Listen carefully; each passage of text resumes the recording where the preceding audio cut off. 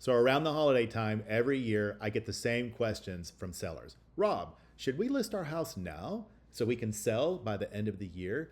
And my answer is let's use the holidays and your downtime during the holidays to get your property ready for market for the new year.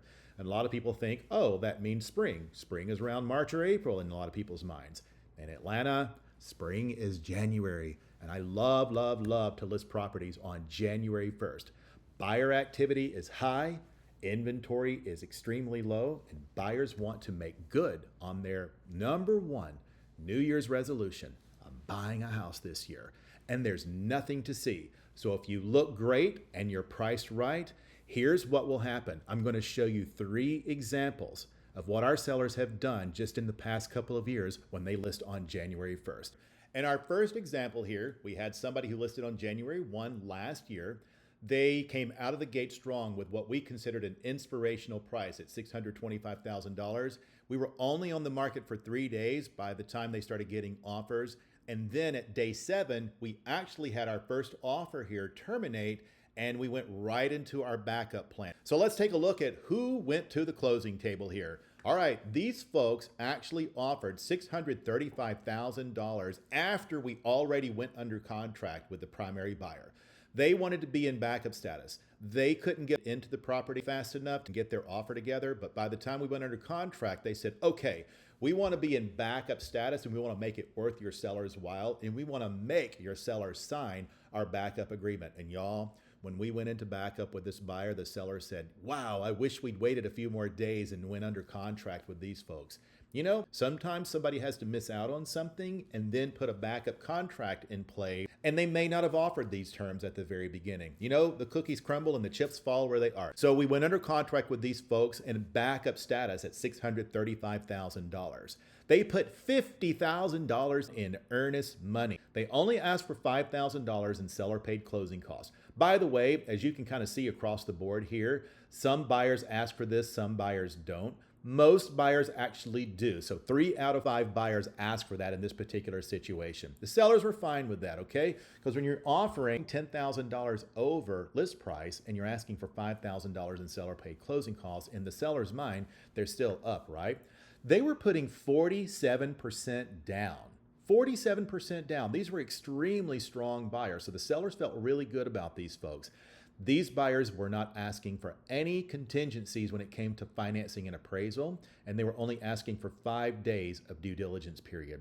In the end, this was the seller's bottom line. By the way, I started this spreadsheet about 10 or 15 years ago with my clients where I actually break down what the proration is likely to be from your tax, from the city, the county, sanitation that's part of our bill, fees from the closing attorneys that we anticipate, and even a mortgage payoff.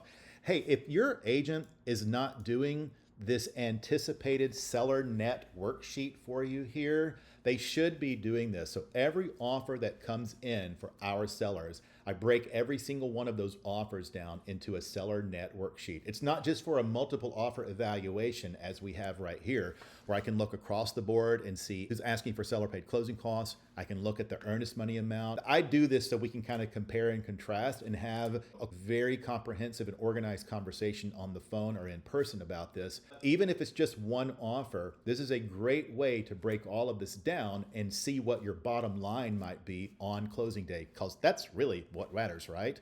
And if your agent is not doing that, I'm more than happy to share my spreadsheet with them. It makes it easy to understand the finer points and the most important points of an offer when they come in. All right, let's take a look at another one. These folks actually listed on January 1st of this year. They went out of the gate very inspirationally at $449,900. And instantly we started getting offers for $20,000 over. And this last one offered list price, as you can see. So let's break it down in terms of who actually went under contract here. So these folks offered 470 out of the gate. There was no escalation clause, so we stayed at 470. They didn't ask for any seller paid closing costs. They also had no financing contingency. They were doing a conventional 85% loan to value, which was perfectly fine. They were going to close on Wednesday, January 31st. And we were good to go with them at that point. So when we broke it down, we were at 181, 189. we got these folks in backup position. In other words, we negotiated them into a backup contract, just like we did on the first example that I showed you. So if I have multiple offers on a property and we go under contract with our primary buyer, the very next thing I start working on is getting a backup contract in place with the very next person that the seller might want to go under contract with. I might even negotiate a second position backup and even a third position backup. I've had these things strung out to 4 backups against a primary buyer before. And you know what? In that particular instance, the person who was in third position backup actually wound up getting the property because the first 3 people terminated. This is also another wonderful thing about listing on January 1st, or at least in January or February, somewhere near the beginning of the first quarter of any given year. You have high buyer activity, high buyer intent, and you have very low inventory. And by the way, you see I don't have these lined up in order of like offer 1, offer 2, offer 3.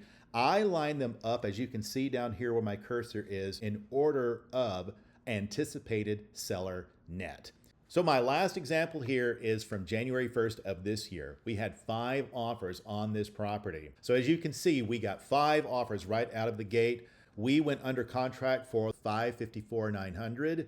We didn't have any requests from this buyer for seller paid closing cost, and we did from 3 other buyers on this one. We had incredible financing from these folks. So they had a 55% conventional loan, and they did have a financing contingency period. We were fine with that. They didn't have any special stipulations at all.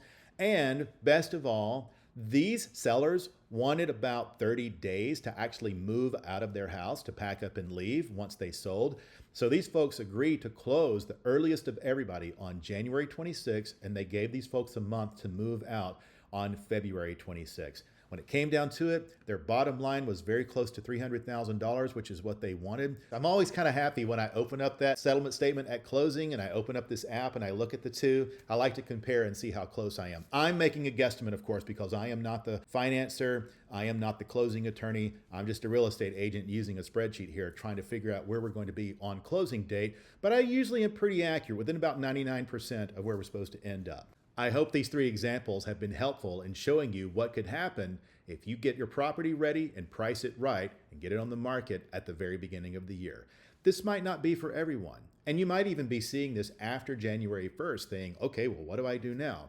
Look, the first couple of months of the year are probably still some of the best months, all right? Your buyer activity is going to still be at its highest, while inventory is going to be at its lowest, meaning less competition.